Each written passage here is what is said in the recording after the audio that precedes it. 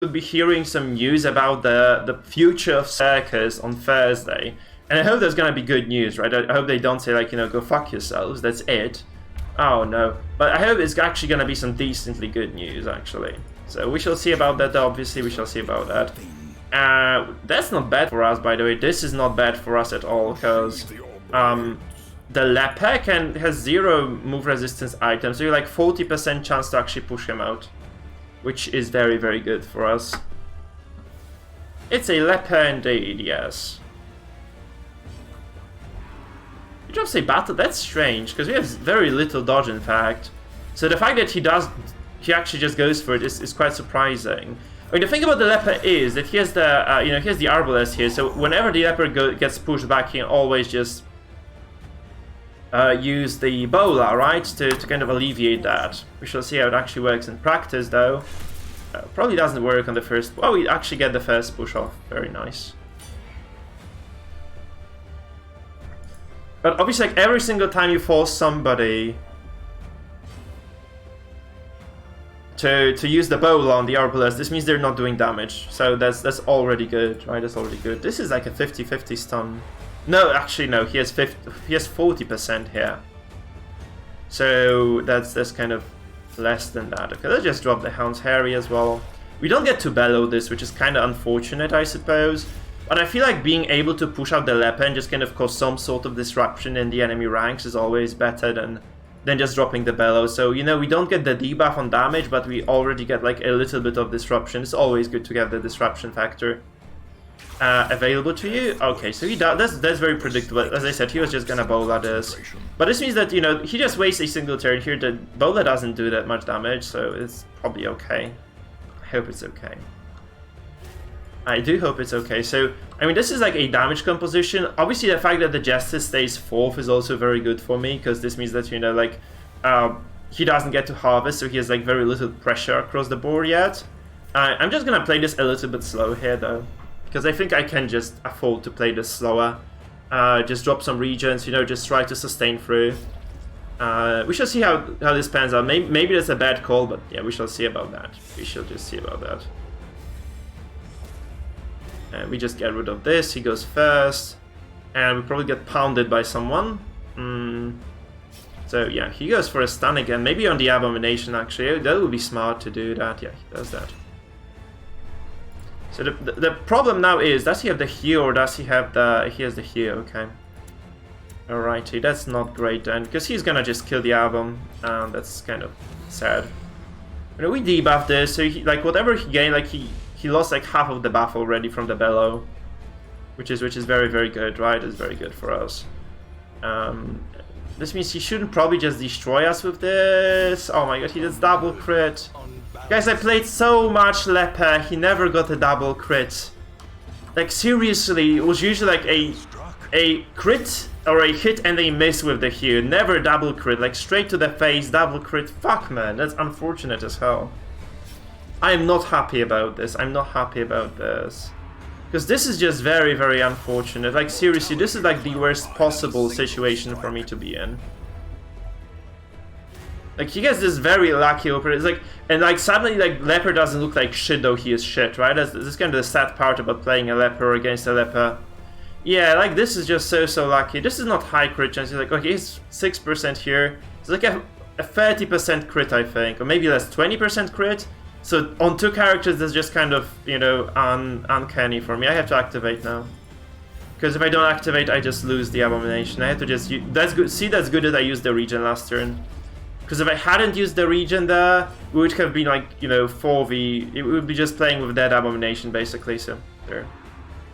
And he could... yeah, he can't actually do that. So that's good part. That's good for me, at least, that, you know... I do have this regen. He has to attack my front row here with the... Houndmaster as well right now, which is probably not that terrible for me. But yeah, that's kind of uncanny. In fact, that's quite uncanny. So the sad part is, oh my god, are you kidding me, dude? What the fuck is this?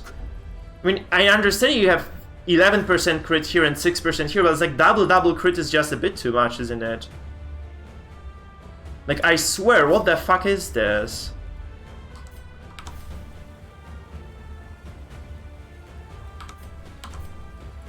It's very unfortunate that I really just have very little I can do about this as well. So I'm just gonna do this, because this means I do get like a little bit more stress out of this before he dies. And I do get the counter, right? I do get the riposte, so that's not terrible.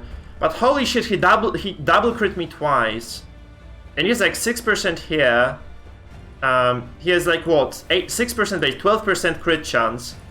And this is 11, so like 20% to crit, and he crits like 4 characters. Because those crits are like always calculated separately, right? Those crits are always separate from one another. So that's kind of the weird part about this, that he actually gets all those fucking crits to work in his favor.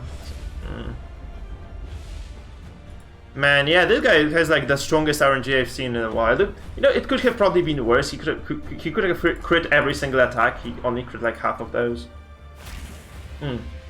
He does the smart thing. He cleanses the bellows as well. So this kind of puts me in a very, very rough spot right now. I'm gonna start doing damage here.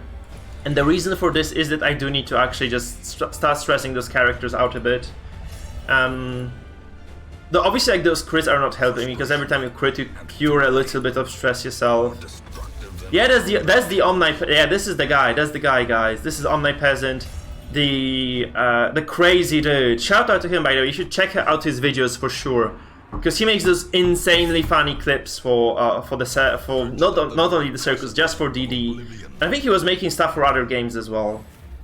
But I think he got super popular because of his DD work, mostly, right? He does like crazy stuff on Darkest Dungeon. Okay, so I think he got moved around here, or he used the Dex tab, actually. That's very weird that he did use the Dex tab. Oh no, I guess he's just gonna finale now. He's just gonna finale now. Fuck. I had no way of stopping this either. So he's just gonna probably finale the Abomination. That's, I guess, what one would do. I have just zero ways of controlling this. Yeah, I have 0 ways of controlling this fight right now. Did he desync, or did I desync? Or did he wait for the last possible second and the game is still processing? You know, he just kills my album. Fuck this. Oh, that's very unfortunate. I'm not a happy man right now. Seriously, guys, I'm not a happy man for sure. I mean, this is not such a terrible spot still for me, because I do have like quite a bit of, you know, basically damage stacked across the board here. In terms of stress, right? We did like we did actually inflict a significant portion of stress damage here on this guy. So it's not looking great because of those 4 crits, right, that this Leper has delivered. But I think this is over it. This is like, I think like a 20-30% win game still for me. Thanks, Omni. Thanks, man.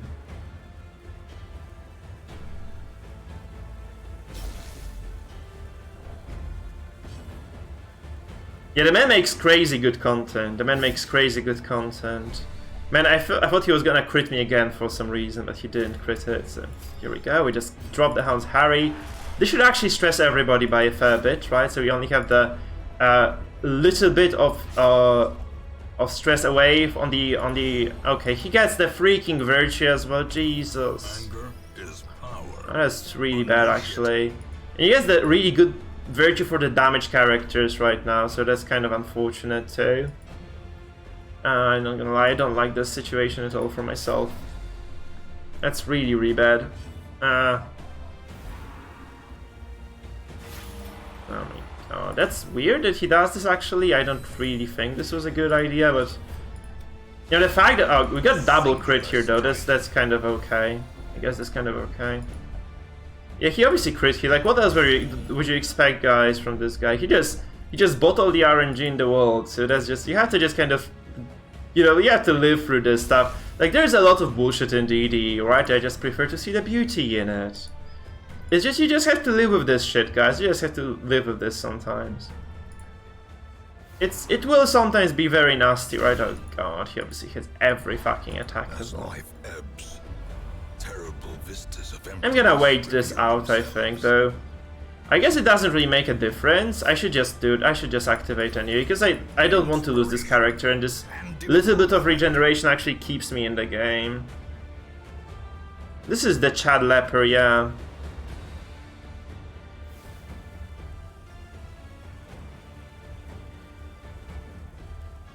Thank you, sis. You have recognized the Westworld reference. Guys, have you seen Westworld, by the way? Have you people seen Westworld?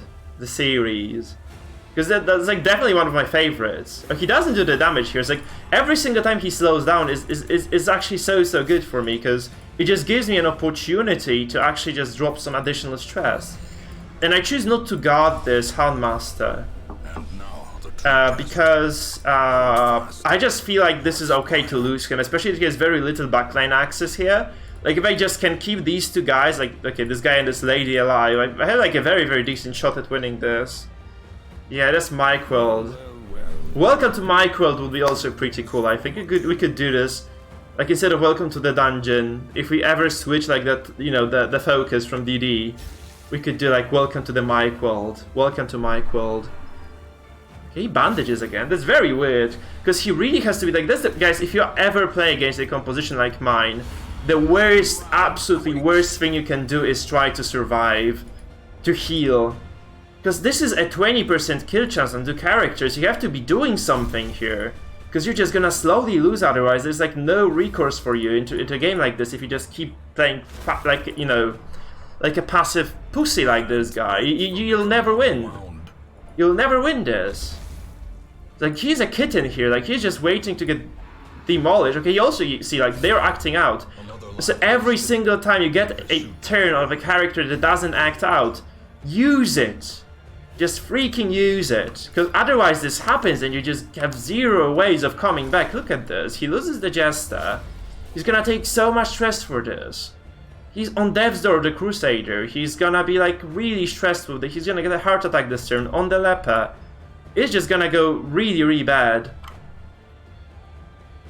Am I playing you, George? Oh shit, yeah, I'm calling you a pussy here. Like, the playstyle is not smart. That's what I mean, and sorry. That's very, like, you've made a lot of poor choices. That's what I mean to say here. No offense, man, but I think you might have lost the game here with this. You can't play safe against stress. You just can't, because if you play, I'm sorry, man. I didn't mean to offend you, obviously. Guys, if you ever play against me, you hear me saying shit on stream about you, it's just because I just kind of own it sometimes. So this was not a smart play, okay? This was not a smart play. Oh, we resisted this as well, Jesus. Yeah, this kind of seals the deal, doesn't it? This kind of seals the deal for me. Because you could have healed with this, and you probably don't get to heal again, because I go first next turn. And I just drill you, and you... yeah. You can finish this yourself, guys. But this is just really bad. Like, even though you got the virtue here, right? You're probably just gonna lose this anyway. I mean, you could be healing the Crusader here. Probably that's the smart way to do it, because otherwise you just lose him, right? But you should always play a bit more forward against this, because if you just don't have a way of eliminating as many characters of mine before I can kill you, you are really in trouble. Like, really in trouble. Because I think you're really in trouble here. And I think you are really in trouble.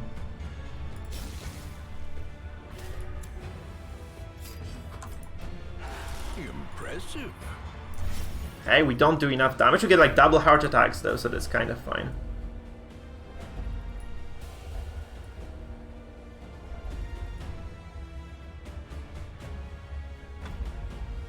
Because you just see, that's what happens, because I just have a full, basically a full control over a game like this.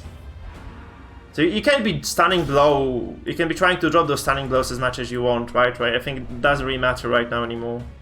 Because I have free reign of this over this game with my antiquarian. Kill someone probably, yeah. See, even I actually killed a character who hasn't acted yet. So, oh, GG. See, that's what happens if you play it too slow. You just lose. And that's basically that. So GG, man. That was like a showcase for stress comp, by the way. Success so clearly in view. Or is it merely a trick of the